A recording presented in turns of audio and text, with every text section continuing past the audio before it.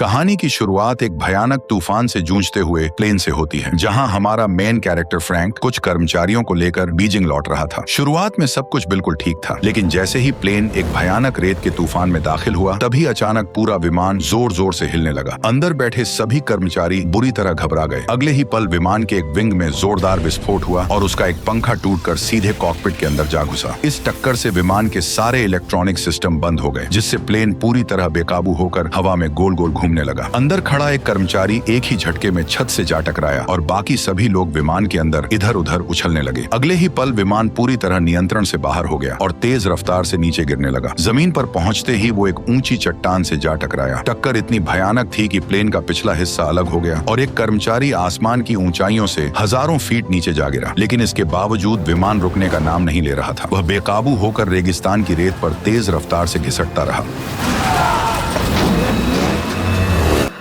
कई घंटों बाद जब सभी को होश आया तो उन्होंने देखा कि आखिरकार विमान रुक चुका है। लेकिन इस भयानक हादसे की वजह से उनके 3 साथी मौके पर ही मारे जा चुके थे और कैप्टन फ्रैंक भी गंभीर रूप से घायल था। बाहर रेत का तूफान अब भी थमने का नाम नहीं ले रहा था। ऐसे में विमान से बाहर निकलना नामुमकिन था। ऊपर से विमान के अंदर ऑक्सीजन भी लगातार कम होती जा रही थी। तभी मजबूर होकर एक साथी ने बिना सोचे समझे खिड़की तोड़ दी। लेकिन अगले ही पल तेज रफ्तार से रेत अंदर भरने लगी। तभी सबको एहसास हुआ कि उनका पूरा विमान रेत के नीचे दब चुका है। कुछ देर बाद तूफानी हवाओं ने रेत हटानी शुरू कर दी और देखते ही देखते पूरा विमान दोबारा नजर आने लगा। बचे हुए सभी लोग डरते डरते प्लेन से बाहर निकले। बाहर आते ही उन्होंने सबसे पहले खाने पीने के सामान की जांच की। तभी उन्हें एक डरावना सच पता चला। उनके पास सिर्फ 1 महीने का राशन और पीने का पानी ही बचा था। कैप्टन ने मैप देखकर सभी को बताया कि उनका विमान चीन के एक ऐसे अनजान रेगिस्तानी इलाके में क्रैश हुआ है, जहाँ दूर दूर तक किसी इंसान का नामो निशान तक नहीं है। सबसे बड़ी परेशानी यह थी कि उनके पास कोई भी रेडियो सिग्नल नहीं बचा था, जिससे वे किसी को अपनी मदद के लिए बुला सकें। इसी बीच एक गंजा आदमी आगे आया और बोला कि वह पैदल चलकर इस रेगिस्तान से बाहर निकल सकता है, क्योंकि वो पहले कई बार ट्रैकिंग कर चुका है। लेकिन तभी रेडी नाम के एक आदमी ने उसे रोक दिया। उसने बताया कि अभी जुलाई का महीना चल रहा है और इस रेगिस्तान में जुलाई साल का सबसे तपता हुआ महीना माना जाता है। उसने समझाया कि अगर कोई यहाँ से 1 गिलास पानी पीकर भी निकले तो रास्ते में उसके शरीर से उससे 10 गुना ज्यादा पसीना निकल जाएगा। ये सुनते ही गंजे को भी समझ आ गया कि इस रेगिस्तान को अकेले पार करना लगभग नामुमकिन है। इसके बाद सभी ने मिलकर अपने मारे गए तीनों साथियों को रेगिस्तान की रेत में दफना दिया। यह पल हर किसी के लिए बेहद दर्दनाक था, क्योंकि अब उन्हें समझ आ चुका था कि उनकी असली जंग तो अब शुरू होने वाली है। उस रात सभी लोग थक हार कर प्लेन के अंदर ही सो गए। उन्हें उम्मीद थी कि अगले दिन कोई नया रास्ता निकल आएगा। लेकिन आधी रात को जैसे ही डेविस वॉशरूम जाने के लिए प्लेन से बाहर निकला, तभी रेगिस्तान में तेज आंधी चलने लगी। अचानक उसका पैर एक पत्थर से टकराया और उसका संतुलन बिगड़ गया। वह रेत के टीले से फिसलता हुआ सीधे एक गहरी खाई में जा गिरा। धूल भरी आंधी की वजह से उसे कुछ भी दिखाई नहीं दे रहा था। उसने मदद के लिए जोर जोर से आवाज लगानी शुरू कर दी, लेकिन तेज हवाओं ने उसकी हर चीख दबा दी। अगली सुबह जब सभी लोगों की आंख खुली तो पता चला कि डेविस गायब था। ये सुनते ही सभी घबराकर उसे चारों तरफ ढूंढने लगे, लेकिन काफी देर तक तलाश करने के बाद भी उसका कहीं कोई निशान नहीं मिला। दरअसल रात में आए भीषण रेत के तूफान में डेविस जिंदा ही रेत के नीचे दब चुका था। लेकिन इस सच्चाई से पूरी तरह बेखबर उसका सुपरवाइजर जोर जोर से उसका नाम पुकारने लगा। वह तुरंत उसे ढूंढने के लिए बाहर निकलने ही वाला था कि तभी एक और भीषण रेत का तूफान सीधे उनकी तरफ बढ़ने लगा। मजबूरन बाकी लोगों ने उसे पकड़कर वापस विमान के अंदर खींच लिया। तूफान थमने के बाद साथी के गायब होने से पूरे ग्रुप में बेचैनी फैल गई। इसी बीच 2 पैसेंजर्स चुपके से कुछ पानी की बोतलें लेकर रेगिस्तान से निकलने की तैयारी करने लगे। लेकिन तभी कैप्टन ने उन्हें देख लिया। उसने सख्त लहजे में कहा कि यहाँ से कोई भी पानी की एक बूंद भी नहीं ले जाएगा। देखते ही देखते बात इतनी बढ़ गई कि दोनों के बीच हाथापाई शुरू हो गई और इसी धक्का मुक्की में पानी की बोतल लोहे के पाइप से टकराकर फूट गई, जिससे उनका बचा हुआ सारा पानी रेगिस्तान की रेत में बर्बाद हो गया। ये देखकर सभी लोगों का गुस्सा और भड़क उठा। तभी इलियट नाम का एक आदमी आगे आया। उसने किसी तरह सबको शांत कराया और कहा कि उसके पास यहाँ से जिंदा निकलने का एक तरीका है। उसने बताया कि वह पिछले कई दिनों से टूटे हुए प्लेन की बारीकी से जांच कर रहा था। उसका कहना था कि अगर सभी लोग साथ दें तो उसी विमान के मलबे से एक छोटा प्लेन बनाया जा सकता है। ये सुनकर कैप्टन ने हैरानी से पूछा कि उसे प्लेन के बारे में कितनी जानकारी है। एलियट ने पूरे आत्मविश्वास से जवाब दिया कि वह पहले भी कई विमान डिजाइन कर चुका है और इस टूटे हुए विमान से भी एक नया विमान तैयार कर सकता है। उसकी बात सुनते ही सभी के अंदर उम्मीद की एक नई किरण जाग उठी। सभी लोग एलियट का साथ देने के लिए तैयार हो गए, लेकिन कैप्टन अब भी अपनी बात पर अड़ा रहा। उसका कहना था कि बिना जरूरी सामान के इस रेगिस्तान में प्लेन बनाना नामुमकिन है। उसके मुताबिक इससे सिर्फ समय और राशन की बर्बादी होगी। लेकिन अगली सुबह एक नई मुसीबत सामने आ गई। लिडल नाम का उनका एक साथी बिना किसी को बताए अचानक गायब हो चुका था। यह खबर मिलते ही कैली तुरंत उसे ढूंढने के लिए निकलने लगी, लेकिन कैप्टन ने उसे वहीं रोक दिया। वह खुद पानी की एक बोतल लेकर अकेले उसकी तलाश में निकल पड़ा। चलते चलते वह उस जगह पहुंचा जहां प्लेन का पिछला हिस्सा चट्टानों से टकराया था। वहीं उसकी नजर उस आदमी की लाश पर पड़ी जो हादसे के वक्त प्लेन से बाहर जा गिरा था। करीब जाकर देखने पर कैप्टन के होश उड़ गए। उस आदमी के शरीर से सारे कपड़े गायब थे और पूरी बॉडी गोलियों के निशानों से भरी हुई थी। तभी लिडल भी वहीं पहुंच गया जिसकी तलाश में कैप्टन यहाँ तक आया था। लिडल ने बताया कि वह अपनी घड़ी लेने वापस आया था। वह घड़ी उसे उसकी गर्लफ्रेंड ने गिफ्ट की थी, लेकिन जब उसने लाश की कलाई देखी तो घड़ी गायब थी। उसी पल उसे समझ आ गया कि इस सुनसान रेगिस्तान में उनके अलावा भी कोई मौजूद है और वह इतना बेरहम है कि उसने एक मरे हुए इंसान पर कई गोलियां चलाई और उसकी घड़ी छीनकर वहां से फरार हो गया। ये सुनकर कैप्टन तुरंत उसे वापस चलने के लिए कहने लगा, लेकिन लिडल ने उससे पूछा कि आखिर वह नया प्लेन बनाने के खिलाफ क्यों है। कैप्टन ने साफ कहा कि वह लोगों को झूठी उम्मीद नहीं देना चाहता है, क्योंकि उसे यकीन था कि वह प्लेन कभी उड़ नहीं पाएगा। इस पर लिडल ने एक ऐसी बात कही जिसने कैप्टन की पूरी सोच बदल दी। उसने कहा, अगर हम किसी को खुशी नहीं दे सकते तो कम से कम उसकी जीने की उम्मीद तो नहीं छीननी चाहिए। लिडल की यह बात सीधे कैप्टन के दिल में उतर गई। आखिरकार उसने भी नया प्लेन बनाने का फैसला कर लिया। जब दोनों वापस कैंप पहुंचे तब कैप्टन ने एलियट से कहा कि अब सभी लोग उसके साथ मिलकर नया प्लेन बनाएंगे। यह सुनकर सबके चेहरों पर फिर से उम्मीद लौट आई। इसके बाद सभी लोग एलियट के इशारों पर टूटे हुए प्लेन के मलबे से नया प्लेन बनाने में जुट गए। लेकिन रेगिस्तान की भीषण गर्मी ने उनका काम और मुश्किल बना दिया। दिन में बाहर काम करना अपनी जान जोखिम में डालने जैसा था, इसलिए उन्होंने फैसला किया कि वे सब लोग दिन में आराम करेंगे और पूरी रात काम करेंगे। इस सब की पूरी जिम्मेदारी कैप्टन ने संभाल ली ताकि हर चीज सही समय पर हो। उन्होंने प्लेन के पास आग जलाई और एक छोटे जनरेटर से रात में रोशनी का इंतजाम कर लिया। लेकिन एक रात वेल्डिंग करते समय कुछ चिंगारियां सीधे फ्यूल के ड्रम पर जा गिरी और तभी अचानक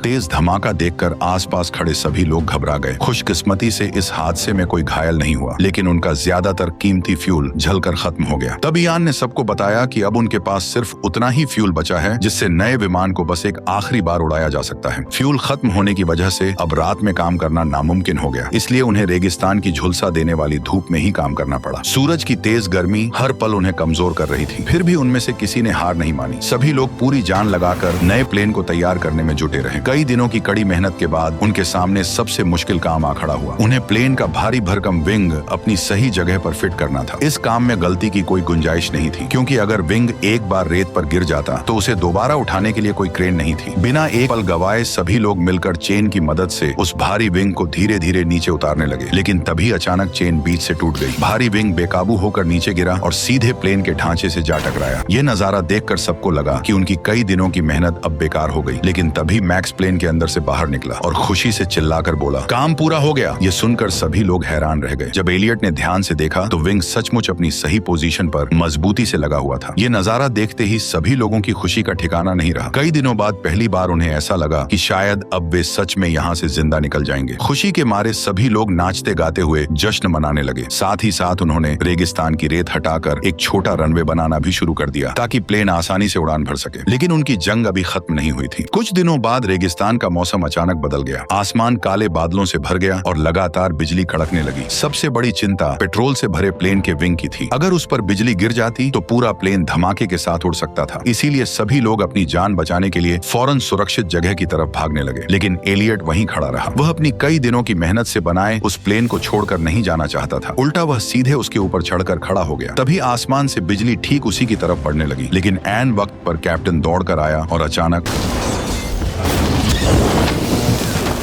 इस तरह कैप्टन ने एलियट की जान बचा ली, क्योंकि वो जानता था अगर एलियट मर गया तो इस प्लेन को पूरा बनाना नामुमकिन हो जाएगा। तूफान गुजरने के बाद सभी ने मिलकर अपने नए प्लेन का नाम फिनिक्स रखा। हालांकि अभी उस पर थोड़ा काम बाकी था। इसी बीच उनका पीने का पानी भी तेजी से खत्म हो रहा था। इसीलिए केली आखिरी उम्मीद लेकर पानी की तलाश में निकल पड़ी। लेकिन कुछ ही दूर जाकर उसे एक ऐसा नजारा दिखा जिसने उसके होश उड़ा दिए। वह बिना एक पल गवाए दौड़ती हुई अपनी टीम के पास लौट आई। रात होते ही कैप्टन अपने दो साथियों के साथ दूरबीन लेकर वहां पहुंचा। तभी उसने देखा कि रेगिस्तान में कुछ दूरी पर कई टेंट लगे हुए हैं। कैप्टन और मार्क ने ध्यान से देखा तो समझ गए कि वे साधारण लोग नहीं हैं। वे खतरनाक लुटेरे हैं जो रेगिस्तान के रास्ते हथियारों की तस्करी करते हैं। कैप्टन ने कहा कि अब पानी का इंतजाम करने का सिर्फ एक ही रास्ता बचा है, उन्हें उन्हीं लुटेरों के पास जाकर मदद मांगनी होगी। लेकिन एलियट ने तुरंत ऐसा करने से मना कर दिया। उसने कहा कि उन लोगों के पास खतरनाक हथियार हैं। अगर कैप्टन के साथ कुछ हो गया तो फीनिक्स को पूरा बनाना नामुमकिन हो जाएगा। फिर भी कैप्टन के कहने पर उसके कुछ साथी लुटेरों की तरफ निकल पड़े। वहीं सुरक्षा के लिए कैप्टन अपने एक साथी के साथ कुछ दूरी पर एक बड़ी चट्टान के पीछे छिप गया ताकि जरूरत पड़ने पर कवर फायर दे सके। उधर जैसे ही उनके साथी पानी मांगने के लिए आगे बढ़े तभी एक लुटेरे ने बिना उनकी बात सुने ही सीधे उन पर फायरिंग शुरू कर दी, जिससे उनका एक साथी मौके पर ही मारा गया। ये देखते ही कैप्टन और उसके साथी ने भी जवाबी हमला शुरू कर दिया। कुछ ही देर में लगभग सारे लुटेरे वहीं ढेर हो गए। हालांकि एक लुटेरा घायल हालत में वहां से भाग निकला। कैप्टन चाहता तो उसे आसानी से मार सकता था, लेकिन उसने गोली नहीं चलाई क्योंकि वह कातिल नहीं बनना चाहता था। इसी बीच कैप्टन मारे गए लुटेरों की तलाशी लेने लगा। तभी उसकी नजर एक लुटेरे की कलाई पर बंधी घड़ी पर गई। उसने देखा कि यह वही घड़ी थी जो लिडल की गर्लफ्रेंड ने उसे गिफ्ट की थी। अब सबको पूरी सच्चाई समझ आ गई। प्लेन क्रैश के बाद जिस मरे हुए साथी की लाश पर गोलियां चलाई गई थी और जिसकी घड़ी लूट ली गई थी, उसे लूटने वाले कोई और नहीं बल्कि यही लुटेरे थे। इसके बाद वे एक घायल लुटेरे को पकड़कर अपने कैंप में ले आए। ग्रुप के कुछ लोग उसे वहीं मार देना चाहते थे क्योंकि उसके साथियों ने उनके एक दोस्त की जान ले ली थी, लेकिन कैप्टन ने ऐसा करने से साफ इनकार कर दिया। इसी बात को लेकर पूरी टीम के बीच जोरदार बहस छिड़ गई। तभी एलियट ने अचानक बंदूक निकाली और घायल लुटेरे को गोली मार दी। ये देखकर कैप्टन का गुस्सा फूट पड़ा। दोनों के बीच जोरदार बहस शुरू हो गई। एलियट ने सारा दोष कैप्टन पर डाल दिया। उसने कहा कि अगर कैप्टन की गलती न होती तो वे इस रेगिस्तान में कभी नहीं फंसते। उसने यह भी याद दिलाया कि उसने पहले ही लुटेरों के पास जाने से मना किया था, लेकिन कैप्टन ने उसकी एक नहीं सुनी और उसी फैसले की वजह से उनका एक और साथी मारा गया। यह सुनते ही कैप्टन अपना आपा खो बैठा। गुस्से में उसने एलियट के चेहरे पर जोरदार मुक्का जड़ दिया। उस एक मुक्के ने एलियट की ईगो को हर्ट कर दिया। वह गुस्से में सबके सामने साफ साफ बोल दिया कि अब वह फीनिक्स पर 1 मिनट भी काम नहीं करेगा। यह सुनते ही पूरे ग्रुप में खलबली मच गई क्योंकि सभी जानते थे कि अगर एलियट ने साथ छोड़ दिया तो फीनिक्स कभी पूरा नहीं बन पाएगा। आखिरकार सबकी जान बचाने के लिए कैप्टन को उसके सामने झुकना पड़ा। वह खुद एलियट के पास गया और उससे माफी मांगते हुए बोला कि अब से वह उसकी हर बात बिना कोई सवाल किए मानेगा। कैप्टन की बात सुनकर आखिरकार एलियट का गुस्सा शांत हो गया और वह एक बार फिर फीनिक्स को पूरा बनाने में जुट गया। लेकिन काम शुरू होते ही लुटेरे एक बार फिर वहां आ पहुंचे। इस बार उन्होंने हमला करने की बजाय इंतजार करना बेहतर समझा। उन्हें मालूम था कि अब कैप्टन की टीम के पास उन्हीं की बंदूकें थीं, इसलिए उन्होंने सोचा कि जैसे ही इन लोगों का राशन और पानी खत्म होगा पूरी टीम खुद ब खुद कमजोर पड़ जाएगी और तब उन पर हमला करना बहुत आसान हो जाएगा। उधर बढ़ते खतरे को देखकर टीम ने फीनिक्स को तैयार करने की रफ्तार और बढ़ा दी। आखिरकार कई दिनों की जी तोड़ मेहनत के बाद फीनिक्स पूरी तरह तैयार हो गया। लेकिन तभी कैप्टन के हाथ एक पुरानी मैगजीन लगी। उसमें छोटे छोटे प्लेन के कई मॉडल छपे हुए थे। उन्हें देखते ही कैप्टन के होश उड़ गए क्योंकि फीनिक्स का डिजाइन उन्हीं मॉडल्स से मिलता जुलता था। अगले ही पल एलियट का सबसे बड़ा राज सबके सामने आ गया। शुरुआत में वह जिन प्लेन की बात कर रहा था वे असली नहीं बल्कि बच्चों के उड़ने वाले मॉडल प्लेन थे। एलियट पूरी जिंदगी सिर्फ रिमोट कंट्रोल मॉडल प्लेन ही डिजाइन करता आया था। उसने आज तक कभी कोई असली उड़ने वाला प्लेन बनाया ही नहीं था। ये सच सामने आते ही सबका गुस्सा फूट पड़ा। इयान नाम का एक साथी तो गुस्से में सीधे एलियट के माथे पर बंदूक तानकर खड़ा हो गया। वह चिल्लाकर बोला कि एलियट इतने दिनों से सबकी जिंदगी के साथ खेल कर रहा था। उसके मुताबिक यह कबाड़ जैसा प्लेन कभी उड़ ही नहीं सकता है। लेकिन एलियट के चेहरे पर जरा भी डर नहीं था। उसे अपने डिजाइन पर पूरा भरोसा था। वो फुल कॉन्फिडेंस के साथ बोला कि उसका बनाया हुआ प्लेन जरूर उड़ेगा। तभी कैप्टन ने बीच में आकर समय रहते इयान को गोली चलाने से रोक दिया। उसी वक्त रेगिस्तान में फिर से तेज आंधी चलने लगी। हवा का दबाव इतना बढ़ गया कि फीनिक्स अपने आप हल्का हल्का ऊपर उठने लगा। ये देखकर सबको यकीन हो गया कि एलियट का डिजाइन सचमुच काम कर सकता है। लेकिन अगले ही पल आंधी और भी भयानक हो गई। देखते ही देखते पूरा फीनिक्स रेत के नीचे दब गया। मौसम शांत होने पर सबने रेत में दफन अपना प्लेन देखा और उनकी सारी खुशी एक बार फिर मायूसी में बदल गई। रेत में दबा फीनिक्स देखकर सबको लगने लगा कि उनकी सारी मेहनत बेकार हो चुकी है। अब शायद वे फीनिक्स को कभी भी रेत से बाहर नहीं निकाल पाएंगे। लेकिन तभी कैप्टन आगे आया। उसने कहा कि उन्होंने अपना खून पसीना बहाकर फीनिक्स बनाया है और अब वे इसे हर हाल में उड़ाकर ही यहाँ से निकलेंगे। कैप्टन ने सबको याद दिलाया कि उनका परिवार बेसब्री से उनका इंतजार कर रहा है और वे अपने साथियों की कुर्बानी को यूं ही बेकार नहीं जाने देंगे। कैप्टन की बातों ने पूरी टीम में फिर से जान डाल दी। सभी लोग पूरी ताकत से जुट गए। उन्होंने कुछ ही मिनटों में मिलकर फीनिक्स को रेत से बाहर निकाल लिया और धकेल कर रनवे तक ले आए। सब कुछ तैयार होने के बाद कैप्टन पहली बार फीनिक्स का इंजन स्टार्ट करने पहुंचा। सभी लोग बेसब्री से उसके चालू होने का इंतजार कर रहे थे। लेकिन तभी इंजन के अंदर एक छोटा सा धमाका हुआ। उसकी तेज आवाज दूर बैठे लुटेरों तक भी पहुंच गई और अगले ही पल फीनिक्स का इंजन फिर बंद हो गया। ये देखकर सबकी सांसें थम गईं। लेकिन कैप्टन ने हार नहीं मानी। उसने दोबारा इंजन स्टार्ट करने की कोशिश की, मगर हर बार इंजन कुछ सेकंड चलता खोलता और फिर बंद हो जाता। ये देखकर एलियट समेत सभी लोगों की उम्मीद टूटने लगी। उन्हें लगने लगा कि शायद उनका आखिरी मौका भी खत्म हो गया है। लेकिन कैप्टन ने एक आखिरी कोशिश की और इस बार फीनिक्स का इंजन जोरदार गूंज के साथ पूरी तरह स्टार्ट हो गया। ये देखते ही सभी खुशी से झूम उठे। इंजन की गूंज दूर बैठे लुटेरों तक भी पहुंच गई। वे तुरंत घोड़ों पर सवार हुए और बंदूकें लेकर फीनिक्स की तरफ दौड़ पड़े। इधर सभी लोग फौरन प्लेन पर चढ़ गए और उसके विंग्स को कसकर पकड़ लिया। दरअसल एलियट ने फीनिक्स को एक अलग ही तरीके से डिजाइन किया था। उसमें अंदर बैठने की कोई जगह नहीं थी। उन्होंने टूटे हुए बड़े विमान के हिस्सों से सिर्फ उड़ने लायक हल्का ढांचा तैयार किया था ताकि बहुत कम फ्यूल में भी वह इस रेगिस्तान से बाहर निकल सके। फीनिक्स रनवे पर पूरी रफ्तार से दौड़ने लगा। उधर पीछे से लुटेरे लगातार गोलियां बरसा रहे थे। इसी फायरिंग के बीच प्लेन के एक विंग में खराबी आ गई। ये देखते ही एलियट बिना देर किए पीछे की तरफ पहुंच गया। उसने अपनी जान जोखिम में डालकर उड़ते प्लेन में ही उस खराबी को ठीक करना शुरू कर दिया। तभी रनवे भी खत्म हो गया और फीनिक्स सीधे एक गहरी घाटी की ओर बढ़ने लगा। उनके पास रुकने का कोई रास्ता नहीं था क्योंकि पीछे लुटेरे लगे हुए थे। अगले ही पल प्लेन सीधे घाटी में जा गिरा। यह देखकर पीछा कर रहे लुटेरे वहीं रुक गए। उन्हें पूरा यकीन हो गया कि फीनिक्स अब खत्म हो चुका है। लेकिन अगले ही पल